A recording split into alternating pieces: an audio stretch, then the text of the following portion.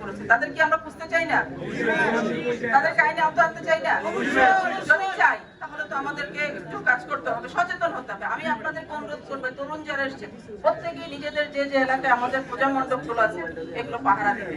কোন ধরনের তথ্য যদি আপনাদের চোখে পড়ে আমাদেরকে ফোন করেন, মেসেজ করেন, নজরে আনেন। আমাদের সবার নাম্বার দেওয়া আছে। এটা আমরা চাইবো আগামী দিনের জন্য হয় না, যেটা হয়ে গেছে সেটার জন্য আইনানুগ যে ব্যবস্থা সেটা প্রশাসন থেকে আমরা সর্বোচ্চটুকু করবো। কিন্তু আগামীতে যেন এই ধরনের কোনো ঘটনা কিশোরগঞ্জ শুধু সদর নয়, আমার কোনো উপজেলা যেন, সমগ্র কিশোরগঞ্জে যেন আর না ঘটে আগামী, সেটার ব্যবস্থা কিন্তু আমাদের করতে হবে। এবং এই জন্য আমি আপনাদের সবার সার্বিক সহযোগিতা চাচ্ছি।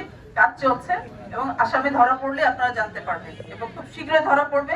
এই জন্য বোধহয় সময় নির্ধারণটা বোধহয় আপনারা হয়তো বলছেন, কিন্তু সময় নির্ধারণ তো সম্ভব না, কারণ আমাদের সিসি ফুটেজ অন্যান্য বিষয়গুলো বিবেচনা করে তো ধরতে হবে। আসামিকে আমরা ধরবো এবং আইনের আওতায় আনবো এবং সর্বোচ্চ শাস্তি নিশ্চিত আমরা দিচ্ছি, আমরা চেষ্টা করবো।